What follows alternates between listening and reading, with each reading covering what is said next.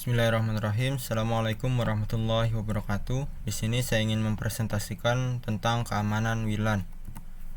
Ada 14 pembahasan di sini. Jadi yang pertama ada perangkat membuat jaringan wireless, ada 4.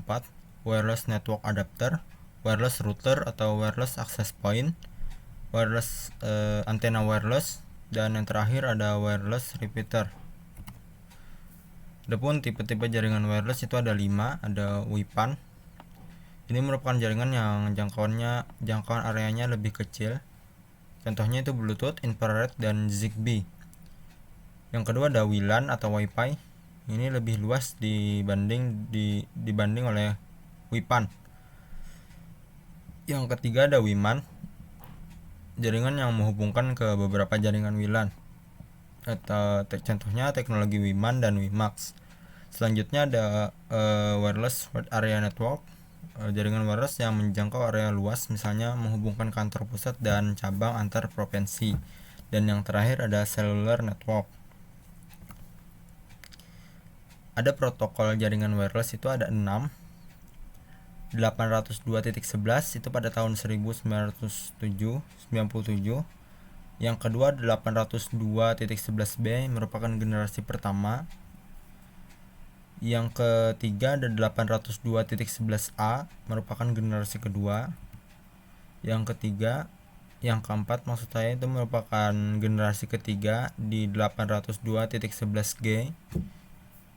Yang kelima 802.11n merupakan generasi keempat. Yang terakhir 802.11ac di generasi kelima. Jaringan kabel versus jaringan wireless. Jaringan kabel ini merupakan suatu media transmisi data yang menggunakan jaringan atau menggunakan kabel.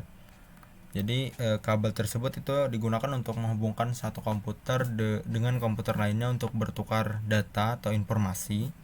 Sedangkan jaringan nirkabel merupakan jaringan transmisi data yang tidak menggunakan kabel. Artinya jaringan nirkabel ini menggunakan elektromagnetik untuk transmisi datanya. Jadi di sini dari segi security, jaringan kabel lebih aman dikarenakan transmisi data dapat dipantau dari komputer, dan jaringan kabel ini juga memiliki kecepatan transfer data dibanding jaringan nirkabel. Ada 4 serangan pada jaringan WLAN. Ada jamming, ada passive attacks, ada active attacks, dan terakhir ada man in the middle attacks. Jamming ini jenis serangan yang mudah untuk diterapkan ke dalam jaringan wireless. Serangan pasif ini tidak membahayakan terhadap suatu sistem jaringan.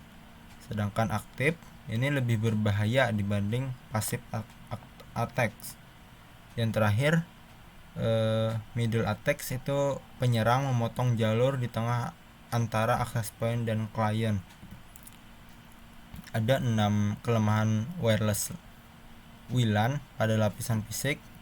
Yang pertama ada penyadapan, yang kedua ada injection, yang ketiga ada jamming, yang keempat ada location mobile node, yang kelima ada access control, dan yang terakhir hijacking.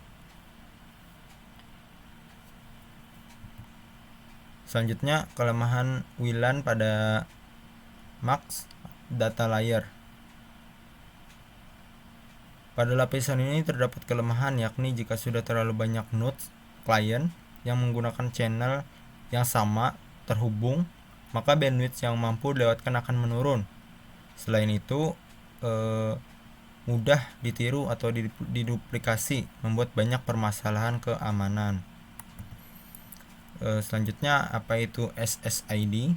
SSID atau biasa disebut Service Set Identifier adalah tempat untuk mengisi nama wireless access point yang kita buat. Biasanya SSID setiap wireless point yang dibuat berbeda-beda, dan biasanya wireless access point di hidden agar pengguna tidak dikenal tidak dapat memasuki jaringan tersebut.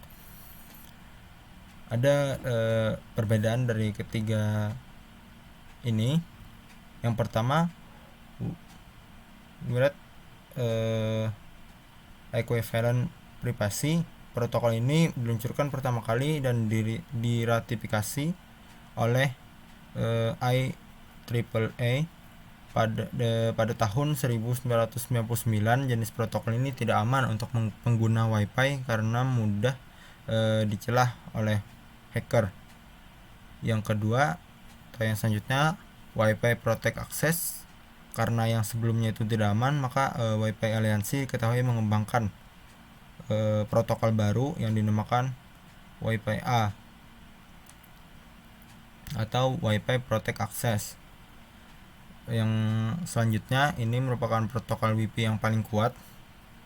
Perbedaan antara yang pertama dan yang kedua itu dari hal integrasi data dan juga metode enkripsi yang lebih kompleks dari RC4. Dari ketiga tersebut, manakah yang lebih aman? Jadi menurut saya di sini yang lebih aman adalah yang terakhir atau yang paling kuat tadi, karena security terbaru untuk sebuah wireless dan lebih bagus dari yang sebelumnya. Kan tetapi sistem ini masih bisa untuk disadap, namun memerlukan waktu untuk menyadapnya. Ada 10 alat penyerangan pada jaringan WLAN. Ada WPS Connection, Aircrack, Kali Linux Net Hunter, Z-Anti, Reaver, Pinet Red Pro, Nmap, WiPikill, YIBR, Wi-Fi WPS Tester. Ada 5 teknik mengamankan jaringan WLAN. Yang pertama itu menyembunyikan SSID. Yang kedua, mengunci Word Equivalence Privacy, MAC Filtering, Captive Portal, dan kunci protokol dari PSK WPA PSK atau WPA 2 PSK. Adapun alat mengamankan jaringan WLAN itu ada 5. Ada Air Magnet Laptop Analyzer, Air Scanner Mobile Encryptor, bisa dibaca, Hackwall Personal Wireless Security, Epic Wi-Fi Hotspot VPN Security, dan Single Click Wireless Security. Jadi rekomendasi pengamanan jaringan WLAN itu ada yang tadi ya, 2 protokol tadi, Wi-Fi Protect Access dan Wi-Fi Protect Access yang 2, dan MAC Filter. Nah, yang terakhir, kenapa kejahatan IT semakin meningkat?